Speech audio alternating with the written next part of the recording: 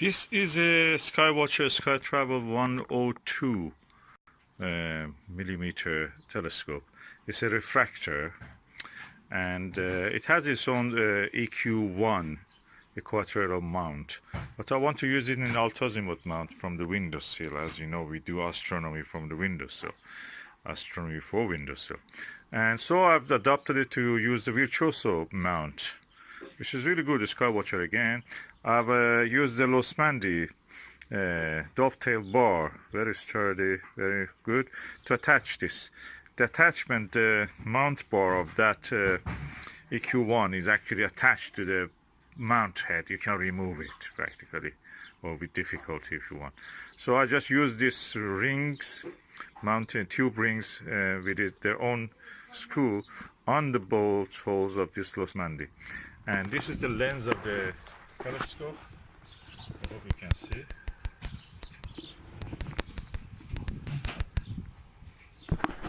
And this is what it looks like. And let us find the target and look at it.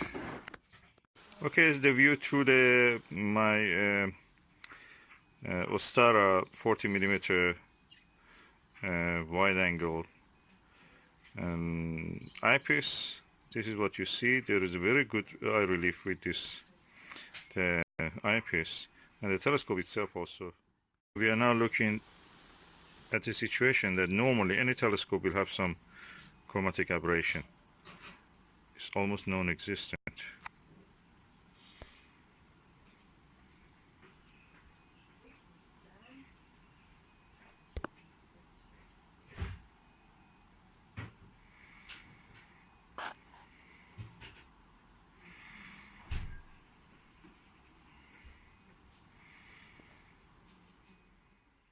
Number for this telescope means the focal length of the telescope divided by the diameter of the objective, which is in this case 102 millimeter, and the focal length is 500 millimeter. The F number then is 4.9, makes it quite a wide angle for such aperture. It is really quite wide angle. So in a normal way, you'd expect a lot of aberration, chromatic aberration, and also probably even spherical aberration. But in this telescope, it seems they have done the two lenses, which is a doublet of this refractor, they form it. They have a space between them, and that spacing has actually, in a way, has improved the chromatic aberration in a very good way. So. Okay, I'm now using a 10 millimeter orthoscopic eyepiece. As you can see, the image is really good and crisp. I see a slightly purple fringing, but you may not notice it. In the corner of the image you may see some violet coloring. But other than that, it's good. So probably we can use this. Any of these fruits you see there will be the size of the Jupiter or Saturn, with the rings of it, of course, in the viewing, unless you say that they may be too bright and the brightness may ruin the image.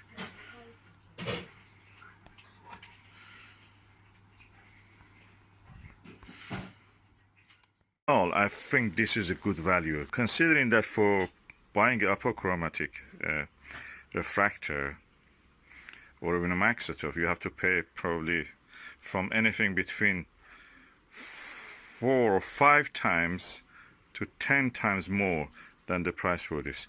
I bought it second hand for around I think £50 with everything, you know, everything in the box was there, and we will put it in a good use first. And for this new one is around 189, 200 pounds, so it's good value even at second hand. And then compare it with the 2,000 pounds that you may have to pay for an apochromatic telescope of this aperture, 1,000 pounds, 2,000 pounds sometimes, something in between.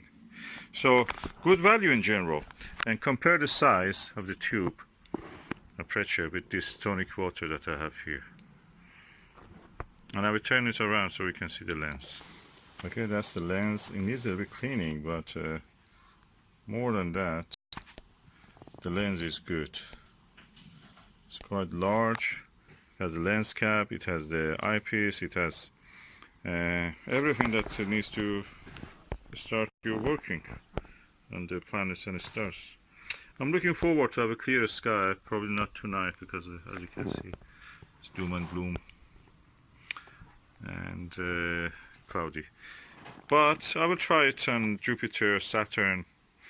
Deep sky object probably will be the best usage for this telescope. Like star clusters, galaxies, it has a big objective lens.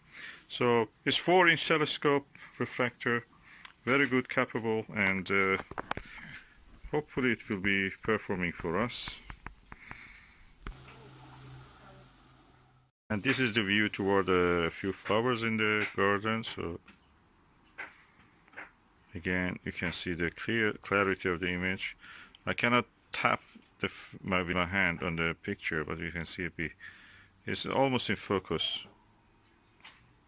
at least from my eye.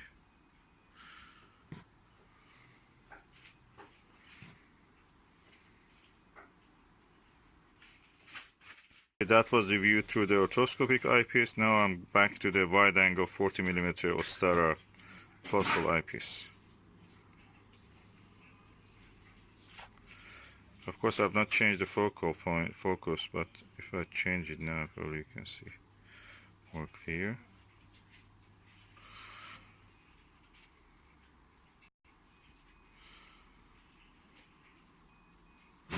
All in all, I think the optics of this telescope is really good.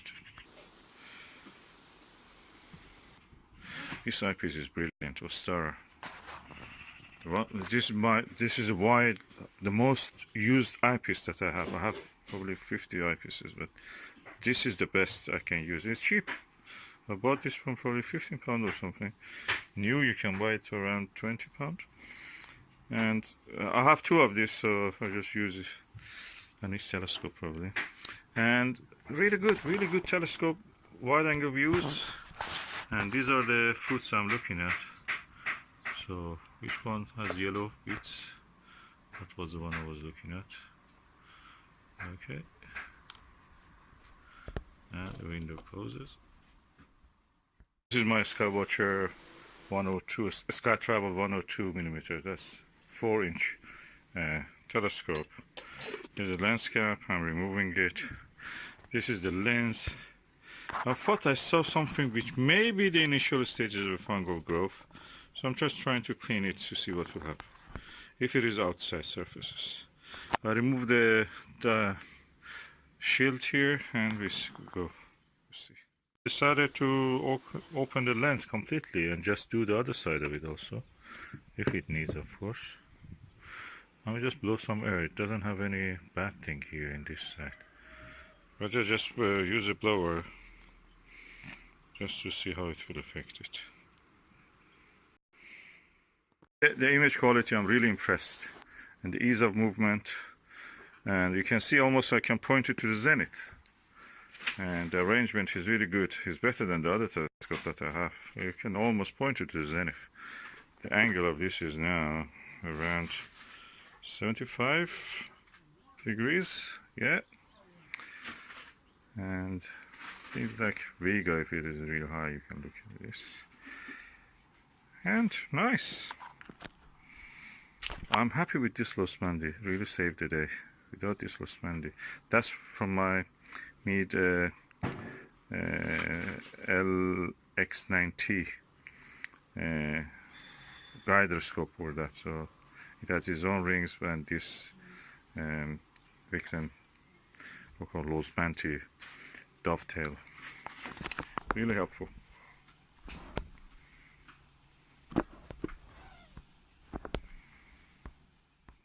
The lens, and I noticed that when I was removing this dew shield, I noticed that the whole lens was also twisting, so probably I can do the other side of it, but I will not risk it. I'll just do first this side. Oh, I'm quite impressed by the ease of use of this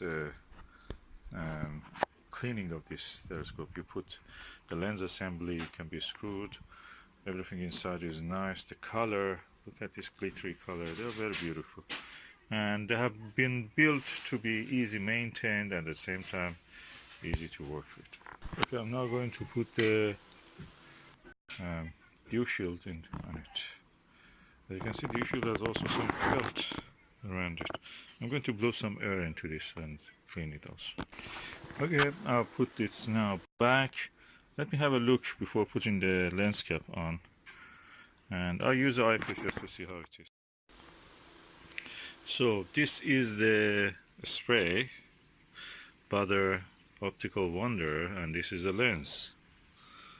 Now let me spray. Okay, one layer, one puff was enough.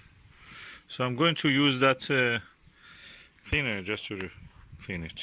Oh, really looks nice, this fabric. Okay. I'm moving gently across the surface.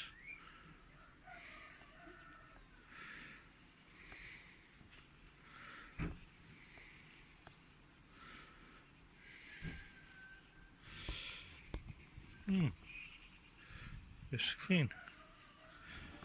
As far as I can see, it's clean. Okay, the lens is perfectly clean now. And now I'm going to put it back on the telescope. Okay, that's a blower, again from China. And I just blow some air. I don't think it has ever been opened. I don't see anything inside this. And what I thought I saw as a fungi is probably gone. Nothing here.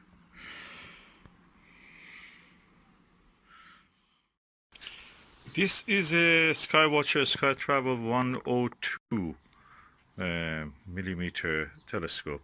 It's a refractor, and it has its own EQ1 equatorial mount, but I want to use it in altazimuth mount from the windowsill. As you know, we do astronomy from the windowsill, astronomy for windowsill, and so I've adopted it to use the virtuoso mount, which is really good. The SkyWatcher again. I've used the Losmandy dovetail bar, very sturdy, very good, to attach this. The attachment, the mount bar of that EQ1 is actually attached to the mount head. You cannot remove it practically, or with difficulty if you want. So I just use these rings, mounted tube rings with their own screw on the bolt holes of this Losmandy. And this is the lens of the telescope. I hope you can see.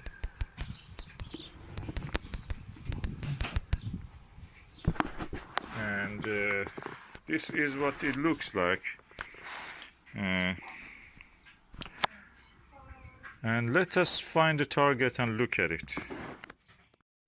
Just before that, it's a good opportunity to see the baffles and light stops inside the tube. Quite impressive stops. And yeah, that's nice. Better than what I thought. Okay, do I recommend the Butter Optical Wonder? Yes, definitely. It's a good one. It didn't use much of the spray also. Yeah, definitely. A few puff was enough for this old telescope. And yeah. If you get it, get this also. This cloth also is very nice. You can wash it with softly, gently with some soap or liquid soap, and dry it, and it will be as good as new.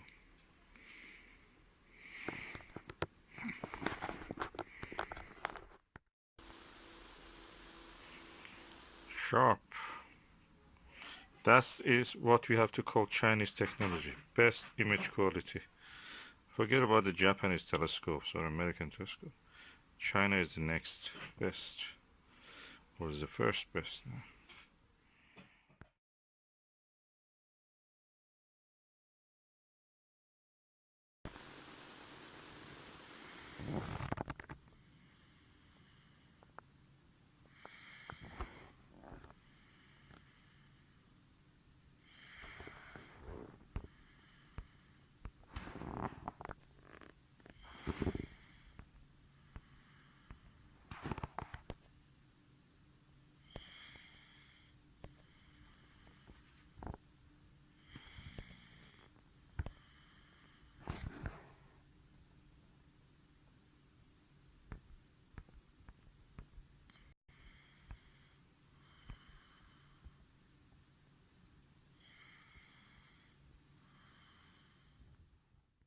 That's the actual image that I can see. And what you will see is what is it through the telescope after this. This is the image of the moons behind the cloud, moon behind the cloud through the SkyWatcher Startravel 102 with the eyepiece, which is 40mm focal length.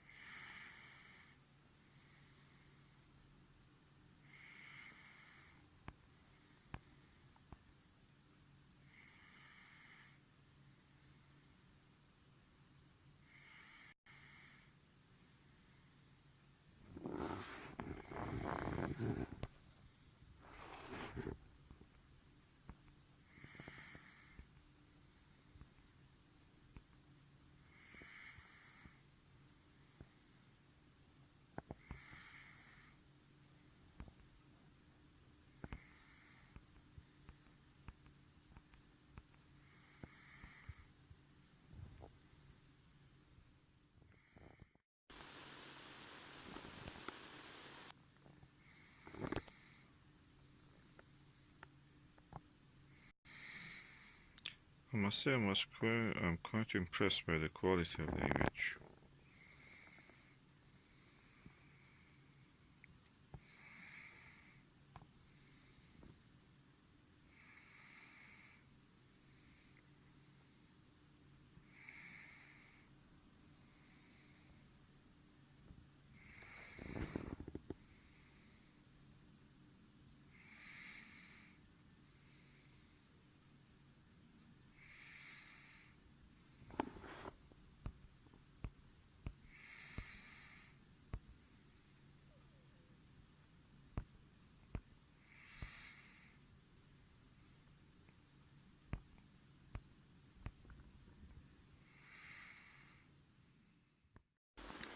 And now this is the through the Botter's classic orthoscopic eyepiece, 10mm.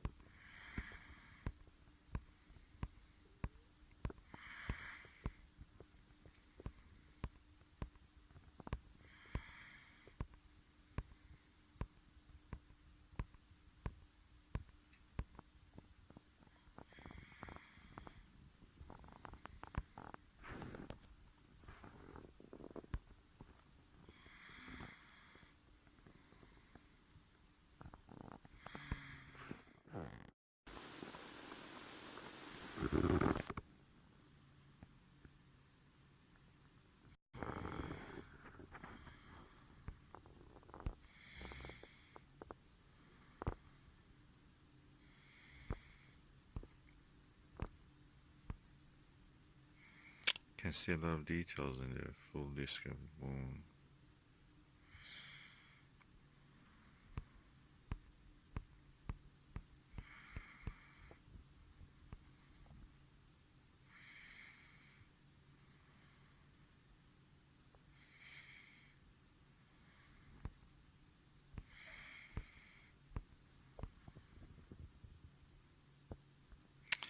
I'm really impressed with the quality of this telescope. I expected a lot of chromatic aberration. I don't see anything.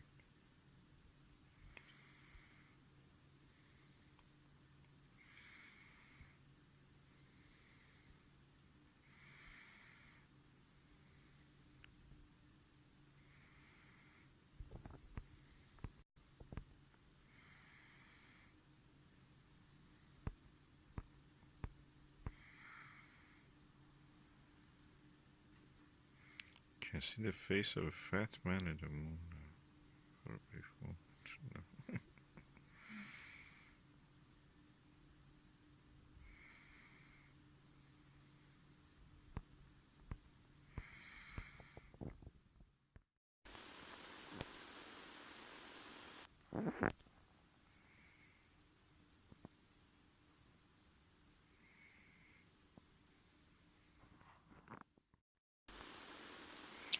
Okay, now I'm using the SkyWatcher Nirvana. Yeah, from a thick layer of the cloud, behind the thick layer of the cloud. Using my mobile phone to photograph it.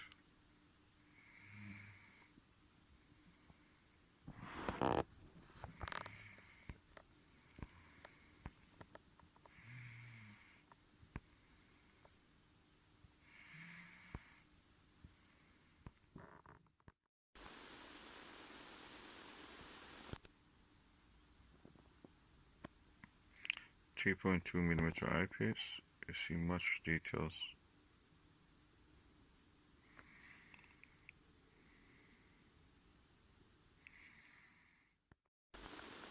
Again, back to the Butter Order Classic. Just amazingly clarity. Amazing clarity, as you can see here. Oh, there's a bird flying.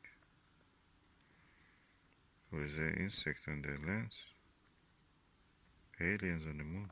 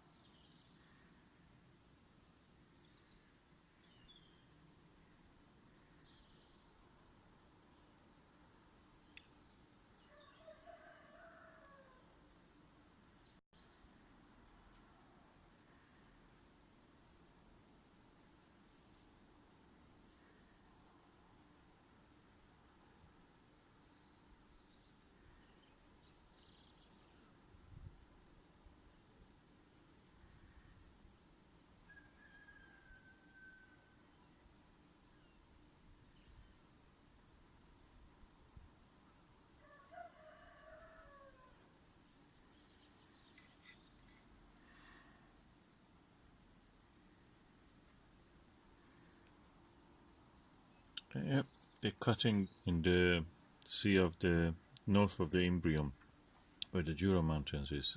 What is called actually a part near the Caucasian Mountains is Alpine Valley.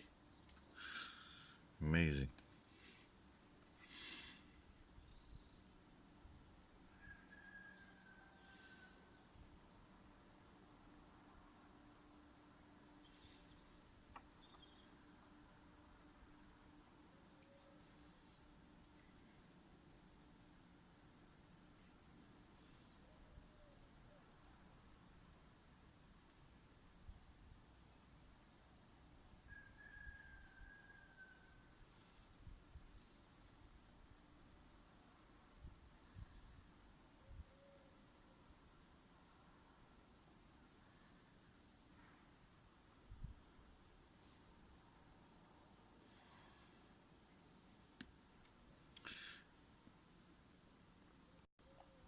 Yeah, this is lower part when you see the parallel dotted line as if parallel to that mountain, inward to the Sea of Rains, is where the Apollo 15 landed in the mountains.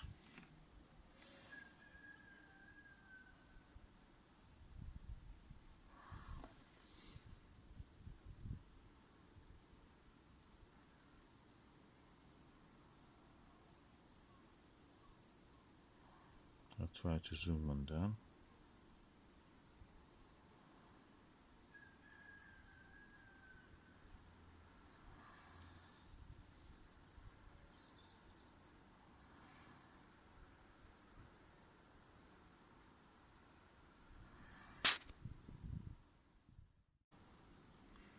Yeah, although it is daylight, I have changed the setting of the video so it looks darker than what it actually is.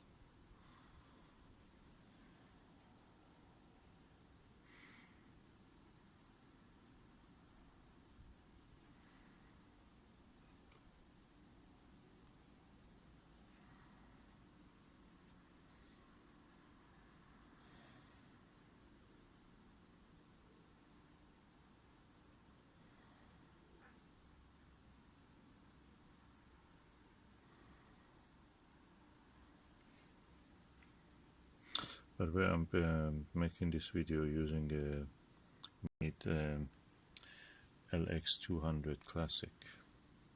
It has a superior optic to anything that I've seen. And it has the slow motion controls unlike the LX9T.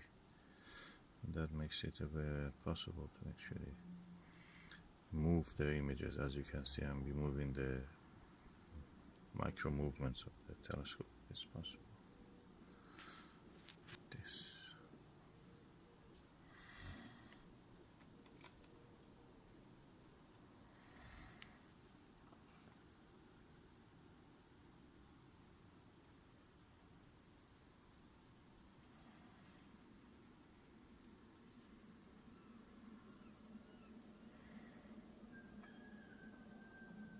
Yeah, the cockerel is singing.